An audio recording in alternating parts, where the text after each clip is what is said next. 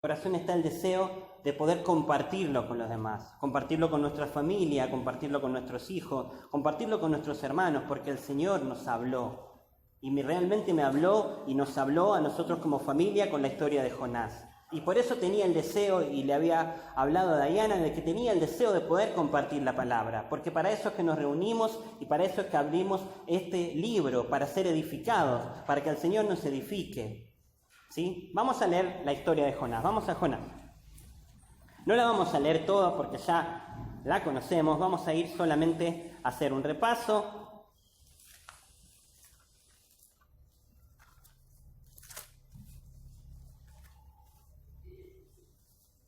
Todos conocemos en qué consiste la historia de Jonás, ¿no? La instrucción que Dios le da a Jonás, ¿sí? La desobediencia de Jonás.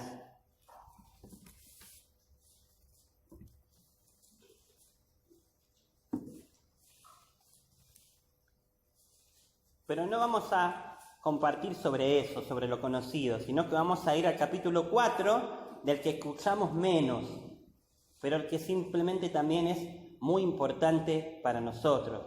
Porque todos conocemos cómo se desarrolla la historia. En el capítulo 1... Dios habla con Jonás y le dice que vaya a Nínive, porque era un pueblo muy malvado, y que les predicara que se debían arrepentir. Jonás desobedece, esa desobediencia trae consecuencias para él y para los que lo rodeaban, ¿sí? Un día un hermano que es psicólogo en Morón compartía la palabra y decía: a veces pensamos que nuestras decisiones solo nos influyen a nosotros, y no es así, mi hermano. Si nosotros tomamos malas decisiones, también sufre nuestra familia, también sufre la iglesia, también sufren todos los que están alrededor. Y acá toda esta gente que iba en el barco con Jonás tuvo que sufrir también por la desobediencia de Jonás. ¿Cómo encuentran una solución? Jonás le dice: tírenme al agua. Así hacen y el mar se calma. Tanto que estas personas que no conocían a Dios, que eran de otros pueblos, se sorprenden del Dios de Jonás. De que lo tiraran y que la tormenta pasara. Porque era él el que estaba huyendo de Dios. Y lo retan incluso a esta persona y le dicen: ¿por qué haces esto? ¿Por qué nos metes a todos en este problema? Por huir de Dios. Lo tiran, sabemos cómo continúa la historia. Dios dice que ya tenía preparado un pez, ¿sí? En el que Jonás pasa 3 días y 3 noches. Está el capítulo 2, que es la oración de Jonás. Está el capítulo 3, que es cuando Jonás habla en Nínive. Vamos a leer el último versículo del capítulo 3. 3:10 dice: y vio Dios lo que hicieron, que se convirtieron de su mal camino, y se arrepintió del mal que había dicho que les haría, y no los hizo. Miren, mis hermanos, lo que viene ahora es muy cotidiano, ¿sí? Algo que cuando compartíamos con la familia esta historia veíamos de Jonás, es que es una persona así como somos nosotros, ¿sí? Es una persona con la que nos podemos identificar fácilmente. Porque ¿quién de nosotros hay? Allá el pastor dice: levante la mano. ¿Quién nunca desobedeció? ¿Quién de nosotros hay que no desobedezca? Que no haya desobedecido a su padre, a su hermano mayor, que no haya desobedecido al Señor, que no haya desobedecido a un jefe, somos desobedientes, Queremos hacer las cosas a nuestra manera, sin tener en cuenta lo que Dios nos mandó. Por eso es que nos identificamos con Jonás. Y en el 4 pasa otra cosa con Jonás que nos podemos identificar también. ¿Qué es lo que le sucede? ¿Qué pasa con Jonás? Se enoja. ¿Sí? Yo podría decir acá, levante la mano, ¿quién no se enojó en el último mes? ¿Quién no se enojó en la última semana? ¿Quién no se enojó hoy? Porque quizá se me pasó el arroz, quizá alguien me cruzó cuando venía con el auto y me enojé. Entonces me llama la atención esto poderosamente, cómo con Jonás nos podemos sentir identificados. Pero fíjense, ¿por qué se enoja? ¿Por qué se enoja Jonás? Vamos a leer el capítulo 4, versículo 1. Pero Jonás se apesadumbró en extremo y se enojó. Y oró a Jehová y dijo: ahora, oh Jehová, ¿no es esto lo que yo decía estando aún en mi tierra? Por eso me apresuré a huir a Tarsis, porque sabía yo que tú eres Dios clemente y piadoso, tardo en enojarte y grande y de grande misericordia, y que te arrepientes del mal. Versículo 3, ahora pues, oh Jehová, te ruego que me quites la vida, porque mejor me es la muerte que la vida. ¿Y qué le contesta el Señor? Y Jehová le dijo, ¿haces tú bien en enojarte tanto? Miren, mis hermanos, cuando lo leímos a esto ahora, esta vez, ya les digo, seguramente lo hemos leído, pero esta vez me llamó la atención poderosamente este enojo de Jonás, porque él se estaba enojando de la compasión que el Señor le había mostrado a este pueblo. Él se estaba enojando de que Dios los perdonara. Y para nosotros sería descabellado. ¿Cómo puede ser que una persona se enoje porque Dios tiene misericordia de una nación? Sin embargo, por eso estaba enojado Jonás. Porque como le explica acá Jonás a Dios, Jonás sabía que Dios es un Dios misericordioso y clemente y que nos tiene paciencia hasta el día de hoy a cada uno de nosotros. Cuando ve esta situación, él se enoja. ¿Pero por qué se enoja? Porque en sus ojos, en su corazón, en su mente humana, ese pueblo merecía el castigo. Ese pueblo merecía la destrucción. Ese pueblo merecía lo peor que podría pasar. Y cuando Jonás ve que Dios los perdona, se enoja. Con la nena, cuando compartimos la palabra y tenemos que tratar de entender lo que Dios piensa y diferenciarnos de lo que nosotros pensamos, le digo, los pensamientos de Dios van por acá y los nuestros van por acá. Es imposible para nosotros entender la mente de Dios, entender sus planes, porque Él lo conoce todo, su mente es infinita, todo lo sabe, es eterno. Acá Jonás, en su mente humana, se estaba enojando de esta actitud de Dios. Se estaba enojando de que Dios perdonara a Nínive. Y cuando lo leí y me sorprendí de esto, digo, ¿y cómo lo llevo a mi vida hoy?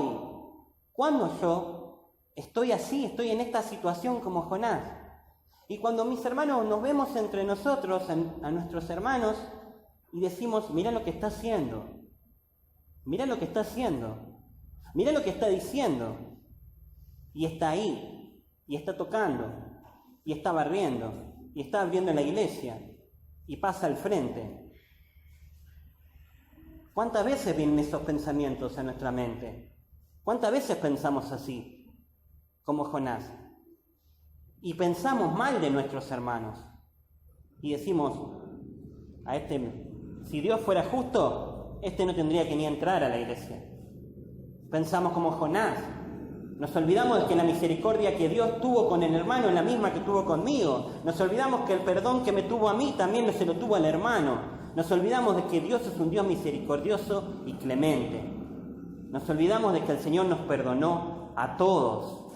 Que el Señor nos limpió a todos. Que el Señor, hermanos, no hace acepción de persona. Que el Señor hoy ve a sus hijos, a todos. No ve a uno sentado y a uno tocando. No ve a uno sentado y a uno acá compartiendo la palabra. Él ve a sus hijos. Él ve nuestro corazón, ve nuestra mente, discierne nuestras intenciones. Miren, mis hermanos, cuando pensé esto, entendí esto, dije, qué mal que estoy. Porque como le decía la nena, para los demás pedimos justicia y pedimos un Dios duro, pero cuando a mí me toca equivocarme, pido un Dios clemente. Cuando el otro cae, mira cómo está. Pero cuando a mí me toca, Señor, ten misericordia de mí. Así soy, hermano. Yo no vengo acá a traer este mensaje porque yo lo crea que lo tengo superado. Yo vengo a compartir este mensaje porque sé que así soy yo. Como Jonás. Pido amor, pido misericordia, pido perdón, pido paciencia para mí. Cuando le toca al otro, no, mira, obvio, iba a terminar así.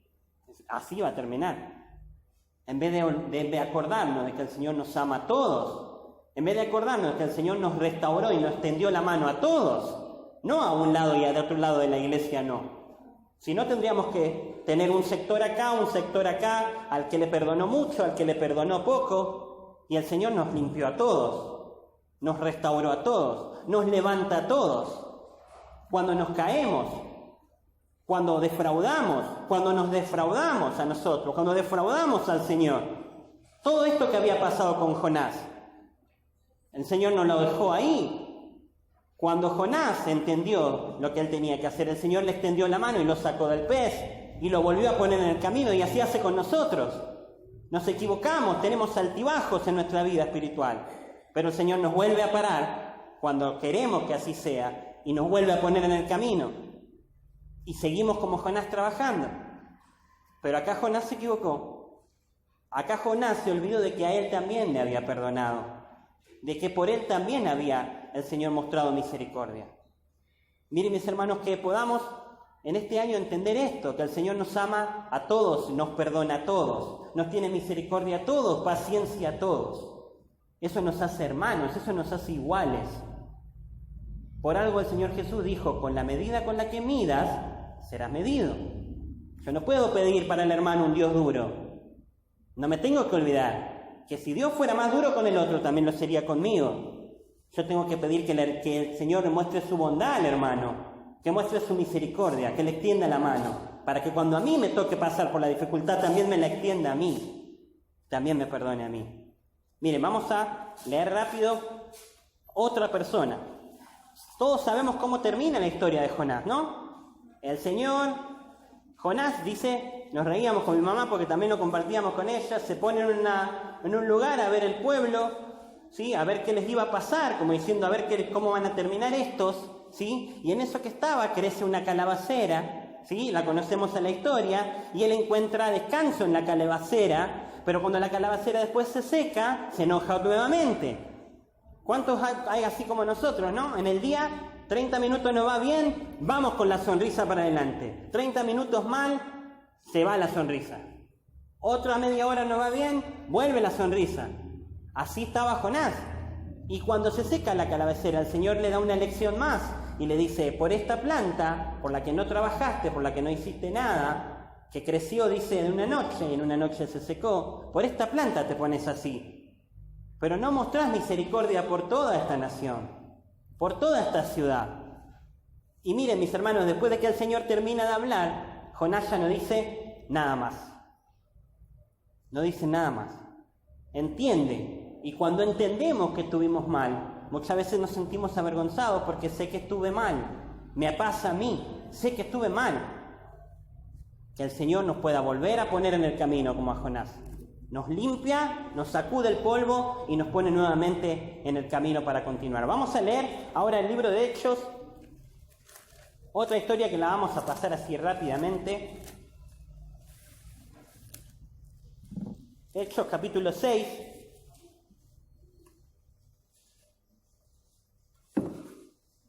La historia de Esteban. ¿Qué pasó y qué sucede con Esteban? Miren, mis hermanos jóvenes sobre todo.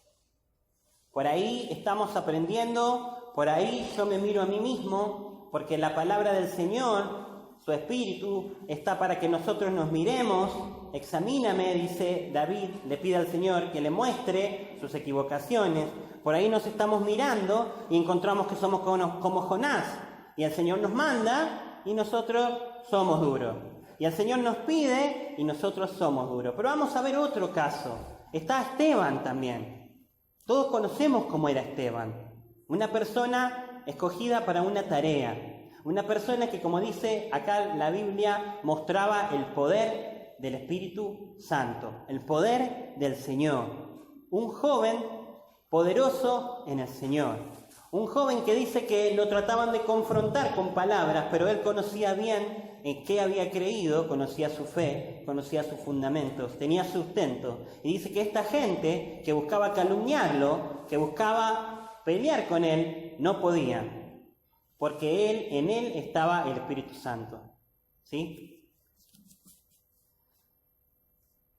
Vamos a leer Hechos 6, los primeros versículos. Dice, en aquellos días, como creciera el número de los discípulos, hubo murmuración de los griegos contra los hebreos, que las viudas de aquellos eran desatendidas en la distribución diaria. Hace un tiempo compartíamos con Serapio este pasaje en el trabajo y le decía, mire hermano, la iglesia primitiva, la primera iglesia, la que todavía tenía en la mente y en los ojos la figura del Señor, porque ellos también lo habían visto, no solamente los apóstoles, seguramente estos hermanos de esta primera iglesia lo conocieron a Jesús.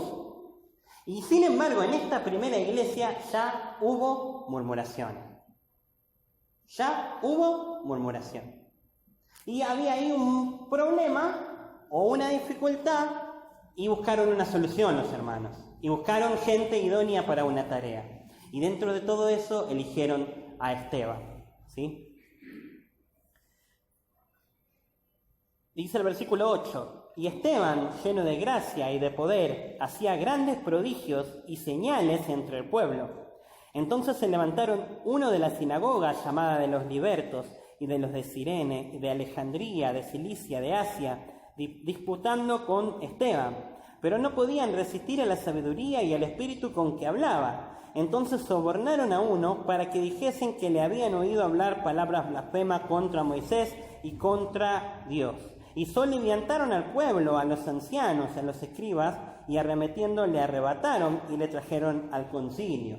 Miren, cuando leíamos esta historia con la nena, vamos a hacerlo muy cortito, le decía, el Espíritu Santo nos ilumina para que nosotros vengamos al camino del Señor. La gente que no conoce está en oscuridad, sin embargo escuchan la palabra, alguien les habla, el Espíritu los alumbra, y esa persona por primera vez se ve pecadora, y dice, necesito salvación, y dice, necesito un Salvador, y ahí reconocen la persona del Señor Jesús. Y esa luz que la iluminó por fuera para que viera su condición, pasa a morar dentro, y pasa a iluminar su mente, pasa a iluminar nuestra mente, y empezamos a ser como una lámpara que alumbra. O deberíamos ser así, deberíamos ser una lámpara encendida que alumbra. Y miren mis hermanos, así era Esteban. Pero cuando le explicábamos a la nena esta, le decíamos, pero hay otro versículo que dice que la luz vino al mundo, pero los hombres amaron más, ¿qué dice? Las tinieblas que la luz, porque sus obras eran malas. Entonces le explicábamos a la nena, mirá, vos sos una lámpara que alumbra. Ahora, eso te va a llevar a que las personas que te rodeen también empiecen a ver su condición. Si realmente alumbramos, las personas que nos rodean, que no conocen del Señor, al ver nuestra actitud diferente, nuestra vida distinta, nuestra vida nueva, nuestro andar distinto, empiezan a conocer ellos mismos sus propias equivocaciones, porque es el único en el grupo que no toma, porque es el único en el grupo de los amigos que no sale a bailar, porque es la única en el grupo de las nenas que no se viste de determinada manera. Y esa o ese hace que los demás empiecen a verse, uy, mirá, yo hago esto, yo hago lo otro, mi mamá me dijo esto. Y cuando la gente, la luz, la empieza a alumbrar, muchos la aceptan y la reciben. Esa es nuestra tarea como iglesia, alumbrar al mundo y que conozcan al Salvador. Pero muchas personas como esta, que pelearon contra Esteban, no les gustaba ver la luz que había en él. No les gustaba, no podían convivir con eso. Tenían que apagarlo. Quisieron convencerlo, quisieron decirle, mirá, estás haciendo esto mal, mirá.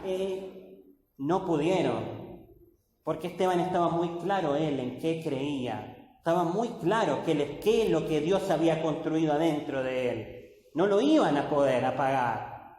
Buscaron gente que mintiera. Engatusaron al pueblo para que se levantara contra él. Y ni así pudieron. Vamos a ver algunos versículos más. Dice, versículo 1 del capítulo 7, el sumo sacerdote dijo entonces, ¿es esto así? Y acá empieza toda la defensa que hace Esteban, en donde, mis hermanos, él no se defiende a él, sino que él defiende la luz a la que querían apagar. Qué gran lección que nos da esto, que muchas veces al Señor lo atacaron, a los apóstoles los atacaron. Ellos no se defendían a ellos. Ellos defendían la palabra que estaban llevando, el mensaje que les tocaba compartir. Cuando leíamos esta historia con la nena, le decía, mirá, un día hace más de 30 años vino el pastor de Morón a casa a golpear la puerta y lo echaron. Y si a nosotros hoy nos tocara ir a una casa de nuestro barrio, de nuestro barrio o de cualquier barrio y vamos a compartir la palabra con nuestra Biblia y preparados y golpeamos y nos abren y nos echan y volvemos y nos vuelven a echar, ¿cuántos volveríamos? ¿Cuántos tenemos la pasión de decir voy a volver y voy a insistir porque en esta casa hace falta que conozcan de Jesús? Así hizo el pastor con mi hogar. Insistió. Y mi mamá lo mandaba, lo contó mi papá acá, mi mamá lo mandaba a mi papá que lo eche al hermano, que lo eche. Pero un día el Señor preparó las circunstancias y mi papá no estaba y mi mamá lo tuvo que atender. Y cuando lo dejó entrar, Dios utilizó al hermano y mi familia conoció al Señor. Y la luz entró a la casa. Pero sin embargo muchas veces nos vamos a encontrar en la situación de que peleen contra la luz que llevamos, que peleen contra lo que creemos. ¿Y qué vamos a hacer, hermanos jóvenes? ¿Qué vamos a hacer con nuestras amistades, con nuestra familia? ¿Qué vamos a hacer cuando la luz que tenemos adentro empiece a molestar a los demás? Y nos pase como con Esteban, e intenten pelear contra nosotros. Fíjense en lo que dice el capítulo 7, versículo 51. Esteban por último, ¿sí?, les recalca contra qué estaban luchando, porque no luchaban contra Esteban, sino luchaban contra la luz. Miren, mis hermanos, ¿por qué tomé estos dos ejemplos? Porque quizá nos miramos a nosotros mismos y vemos que somos personas duras como Jonás, o quizás nos miramos a nosotros mismos y vemos personas que somos como Esteban, personas que quieren brillar. Y por ahí en este año hay algún joven que quiere brillar y quiere llevar la luz, pero tenemos que ser conscientes de las dificultades y de los tropiezos y de cómo al mundo le molesta la luz que cada uno tiene en su corazón. Y le dice Esteban en el versículo 51, duros de cerviz e incircuncisos de corazón y de oído, vosotros resistís siempre al Espíritu Santo. Aquí está la luz. Como vuestros padres, así también vosotros. ¿A cuál de los profetas no persiguieron vuestros padres y mataron a los que anunciaron de antemano la venida del justo?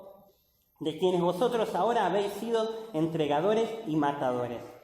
Vosotros que recibís la ley por la disposición de ángeles y no la guardasteis. Oyendo estas cosas, ¿qué pasó con la gente que lo escuchaba? Dice, se enfurecían en sus corazones y crujían los dientes contra él. Pero Esteban, mis hermanos, llenos del Espíritu Santo, puesto los ojos en el cielo, vio la gloria de Dios, a Jesús, que estaba a la diestra de Dios. Y dijo, he aquí veo los cielos abiertos y al Hijo del Hombre que está a la diestra de Dios. Entonces dice que se calmaron la gente, ¿no? Que se calmó, le prestó atención a Esteban. No, entonces ellos, dando grandes voces, se taparon los oídos. Miren, mis hermanos, ¿cuál era el versículo que leímos al comienzo? Si escuchamos la voz del Señor, si el Señor nos habla, no por mí, por su palabra, que podamos tener siempre un corazón blando y un oído dócil. Dice, entonces ellos, dando grandes voces, se taparon los oídos, arremetieron a una contra él, y echándole fuera de la ciudad le apedrearon, y los testigos pusieron sus ropas a los pies de un joven que se llamaba Saulo, y apedreaban a Esteban mientras él invocaba y decía, Señor Jesús, recibe mi espíritu, y puesto de rodillas clamó a gran voz, Señor, no les tomes en cuenta este pecado, y habiendo dicho esto, durmió. Miren, hemos escuchado de dos personajes completamente distintos de la palabra. Cada uno puede mirar hacia su interior y ver que somos más como Jonás, que somos más como Esteban, que tenemos un poco de Jonás, un poco de Esteban. La Biblia está para eso, para que nosotros podamos ver cuánto nos falta. Si estoy siendo duro en este momento, porque miren, mis hermanos, hay juventud, hay hermanos mayores y nos toca pasar por etapas. Yo no soy igual que cuando me propuse a los 15 años poder estar trabajando en la iglesia. Pasé por etapas, por momentos estuve como Jonás, peleando contra lo que Dios me pedía. Por momentos estuve como Esteban, lleno del poder de Dios y trabajando en la iglesia y alumbrando a mis hermanos. ¿Cómo estamos cada uno de nosotros hoy? ¿Cómo está en mi interior? ¿Estoy más cerca de Jonás? ¿Estoy más cerca de Esteban? Que podamos ser como Esteban y alumbrar hasta el último momento. Yo le decía a la nena, él no tuvo miedo, él no se hizo para atrás, él en ningún momento pensó en dejar la lucha, en dejar de pelear, continuó brillando y defendiendo la verdad que a él le había hecho bien, ¿sí? La verdad que a él le había cambiado su vida, la defendió hasta el último momento, brilló hasta el último momento. Que el Señor nos pueda hablar a todos, que el Señor pueda ablandar nuestros corazones, el mío primero, y si en algún momento hablo con dureza, es porque así me habla el Señor a mí, porque así me corrige Él a mí.